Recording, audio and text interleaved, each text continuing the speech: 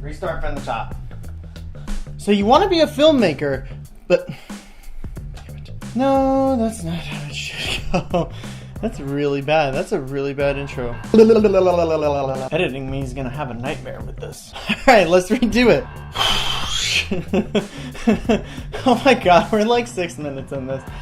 So you've had your new camera for a while, and all you've had to use is this little kit lens.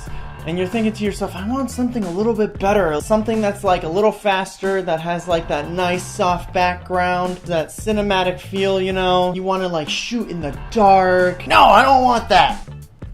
Almost had a heart attack there. It fell on the bed, it's fine. So this is where these bad boys come in. This right here is the Canon 50mm lens f1.8. Otherwise known as the famous Nifty 50. So this is only about $125 on Amazon or so. You can buy it used for like $100. But this is the Mark II version, which I wanted to get the newer version, so because I just wanted more quality with it. This lens is actually really good. It's got a nice metal base to it in the Mark II edition, so you know it's gonna be a little bit more sturdy when like you carry it around with you when you travel and stuff. It's got really good image quality. The images come out very sharp and nice. It's a pretty like, well, as they say, nifty little lens. And it also has autofocus as well. So for $125, pretty good deal for a little lens like this. Alright, our next lens that we're going to talk about right here is the SMC Pentax A 1.4 50mm lens. Now, what's really cool about this is that it's a lot faster than the Canon lens. And it's made of solid metal,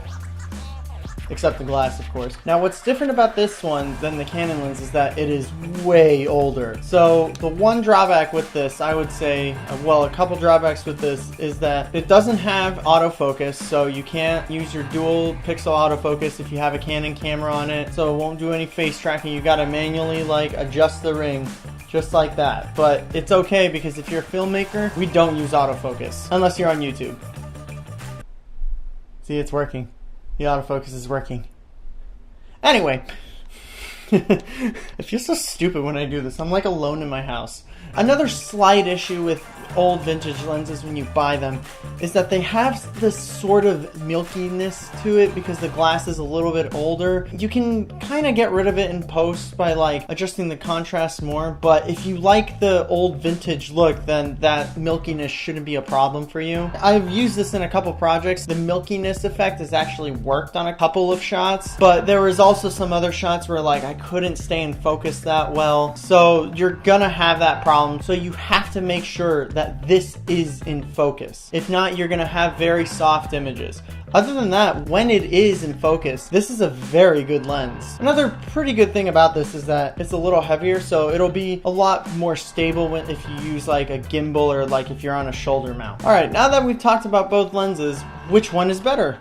Well, that's up to you. If you want autofocus, then go with the Canon lens. But if you want that nice vintage look and you just want that better aperture, then I guess go with the Pentax. Which one has the better quality? And to show you this, I'm going to do two sequences. I'm going to do one with the Canon 50mm lens and one with the Pentax 50mm lens. I'm not going to tell you which one it is, but you're going to have to guess for yourself. And doing the sequences in 3, 2, 1.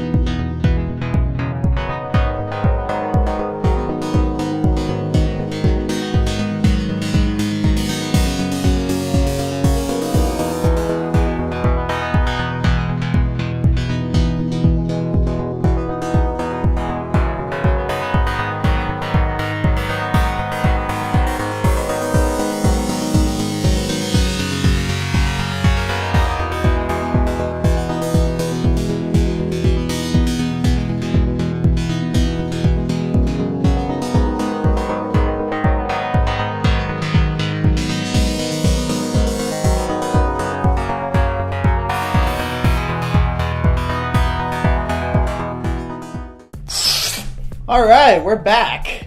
Back here. That was stupid. Now for the big reveal of which lens is which.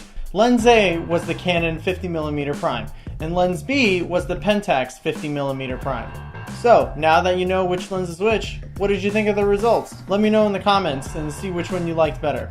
So now for my personal take on both of the lenses. To be honest, I really loved shooting with both of them. Both of them had their pros and both of them had their cons. So my take on the Canon lens is that I really enjoyed using it. It has a really good, crisp, sharp image. The aperture is really nice. But my one con with it is that if you see here, this is like the focus ring when like you're manually focusing.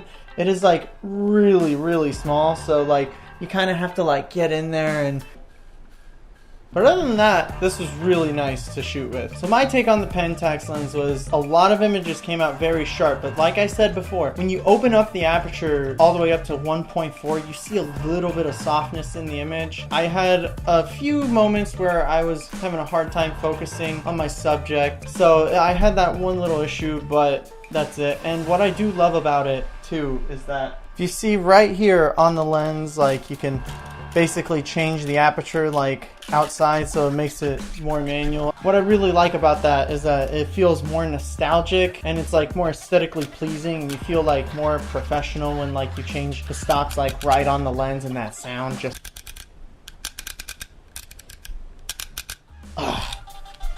Oh man, now it's like an ASMR channel. No, I'm kidding. This is not an ASMR channel. But anyway, so I really had a lot of fun with this lens, and the focus ring is actually a lot bigger than the Canon lens, so that has one advantage on it. So image quality wise, besides the aperture being wide open on the Pentax being a little soft, other than that, it was really hard to tell which lens was which, because when I had both lenses at 2.8, it could have been either way because both of them were very sharp.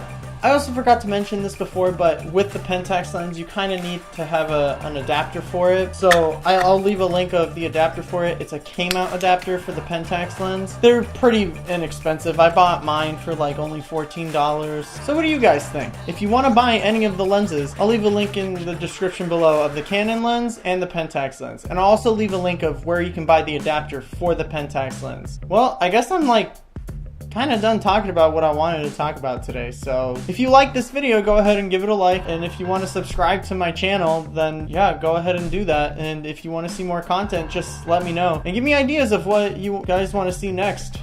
Alright, that about wraps up this video. I'll see you later. Bye!